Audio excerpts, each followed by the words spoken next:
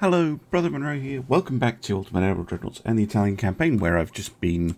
I skipped the turns where nothing happened, so we're into November, and we finally have some fights. So, in terms of the fleet, we have all but one battleship in action. We also have a bunch of our destroyers floating about, and we're soon to get a lot of the cruisers ready, actually. A really getting a more sizable fleet into the action, but the Austro-Hungarians have ventured out here with this task force. A battleship and a heavy cruiser. This is one of only... Well, they only have two of each of those left. So a good opportunity, and we've assembled quite the force to deal with it. 4 destroyers and 4 capital ships, so shouldn't be too bad. I'll try and avoid the destroyers getting clipped for no good reason. And let's see if we can reduce the numbers. It's mainly going to be taken up by the battleships, the destroyers here, and the battle cruiser are more going to be backup, kind of jumping in if and when there's an opportunity to do so. But no, the battleships are going to lead this up for sure, and mighty fine they look too. And I can hear them crashing into each other. Right, where's the battleship? There it is. The Murcielago, probably I'm going to get to focus on the heavy cruiser as much as I can. And yeah, just keep the destroyers well out of the action until later. They're not going to be much good at the start. But, you know, if we manage to cripple the ships, then we'll be able to get something done. We'll form up. Obviously their heavy cruiser has torpedoes, so I don't want to tangle too much with it.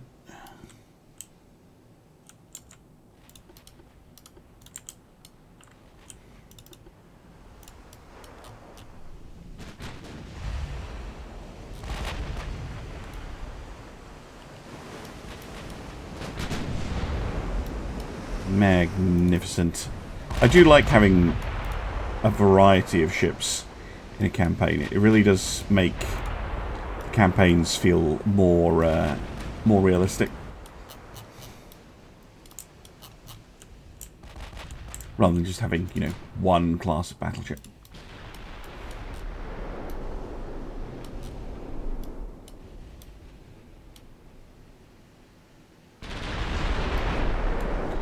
Not much in the way of damage going out so far.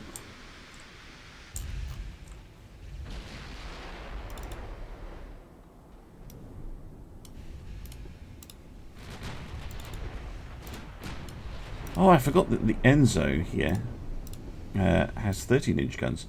You should focus on the heavy cruiser then.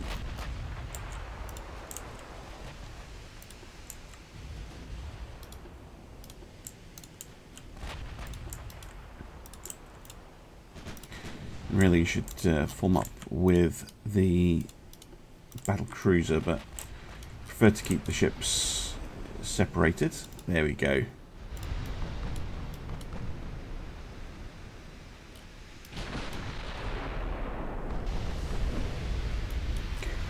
Starting to get some nice damage on the go.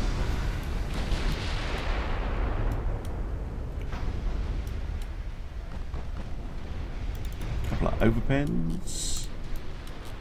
I haven't seen the... Yeah, torpedoes haven't started tracking yet.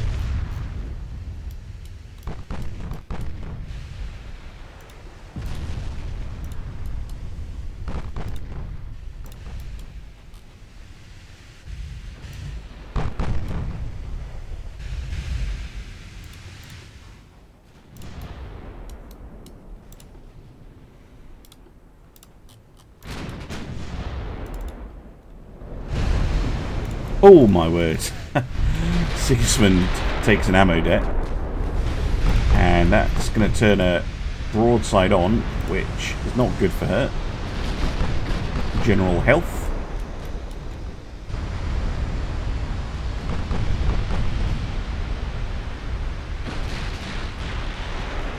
Reasonable amount of flooding, but it's not deadly. That might be, though. Cruiser still hasn't been able to fire her torpedoes, and the Merchant Largo is actually pretty much gone around the enemy, which is pretty cool. It's rare that you're able to do that. And goes to Sigismund. You're going to try and fire your torpedoes?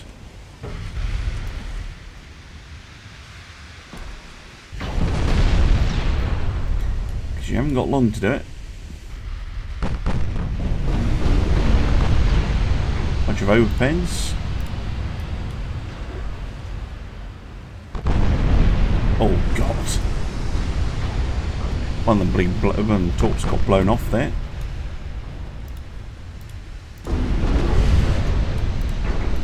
More crippling damage, and as it turned out, fairly easy fight. Good. Very little damage as well, which is also exactly what you want to see. Light damage only. And we also have a destroyer. We have a bit of a gun advantage. Okay, so let's go sink some transports.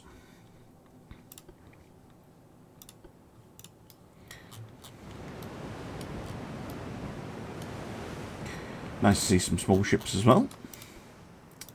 Torpedoes off. This is one of the slightly larger destroyers. Still ludicrously fast, of course.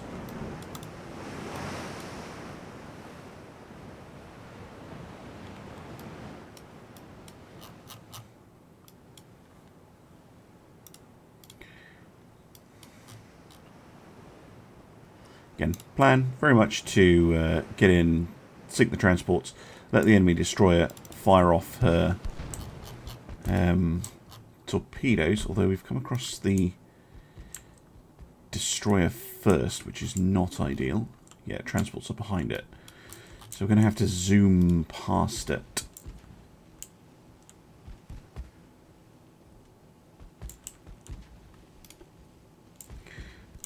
Do need to be cautious about this. It's probably, yeah, there we go. Going to fire torpedoes at me. We'll try and duck inside. One advantage of going this fast is that torpedoes have to be fired at pretty extreme angles in order to be able to hit you. So they are a little bit easier to avoid because of that. They do have a single tube, though. Just noticing. Have a second launcher, which is not the best. Oh, fuck. That's definitely not the best. Shit. No. Shit. Well, that's just typical, isn't it? Oh, my word. Why do I even bother? We did fire our own torpedoes. Which hit. So, not the end of the world. We're going to sink in a minute. But they're not looking too happy either. God damn it. It wasn't even the torpedo that did it. It was flash fire that really crippled me there. I was going to be able to avoid. Well, I'm not going to be able to catch up to the transports. Kill it. Why are you not shooting? Is that because of the extreme roll we have?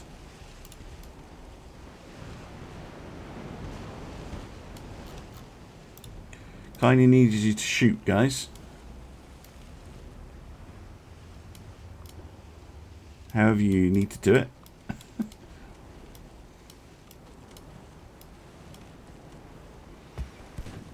There we go.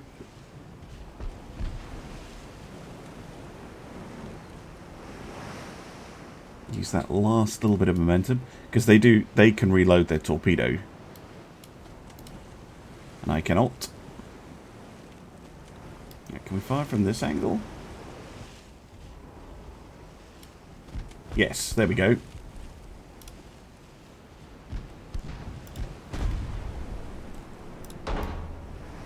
Transport actually shooting at me. That's very rude. So this ended up a little bit more interesting than I expected. A little bit too interesting, if you ask me.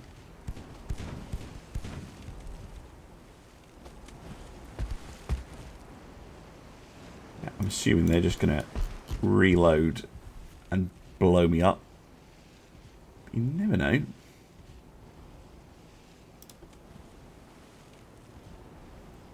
Come on, shoot. Shoot them.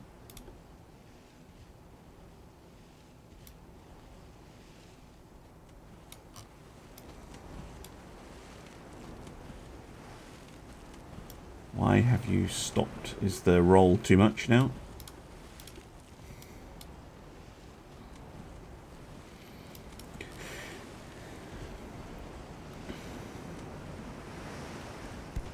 There we go.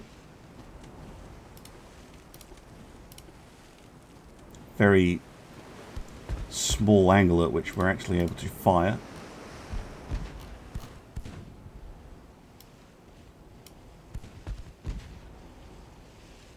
In the odd hit.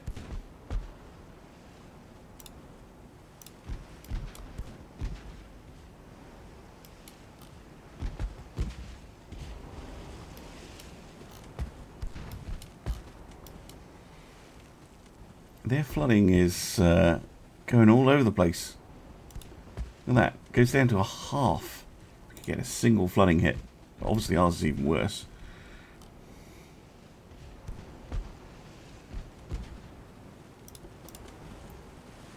Try AG. See what that does.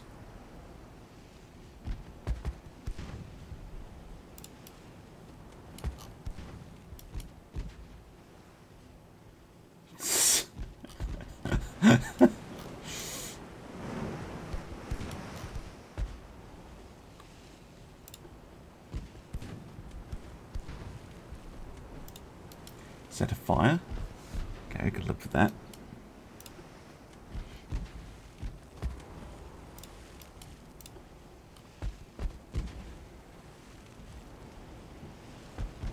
Yeah, the HE shells are doing about the same amount of damage, so might as well use them.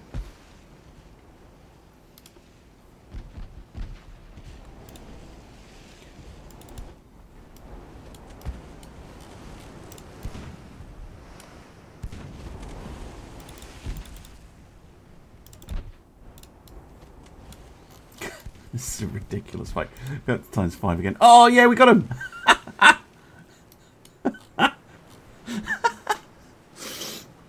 Oh, dearie me. I did say it would take one flooding hit, but there we go. Oh, I didn't get the transports, but yeah, the Giuseppe, La Farina here, doing it the hard way after an accidental explosion. I wonder what the chances of that actually is. So she was one of these. Yeah, she was a Carassia. What's their flash fire chance? Yeah, 0.4%. So it wasn't exactly a likely outcome. But these things do happen.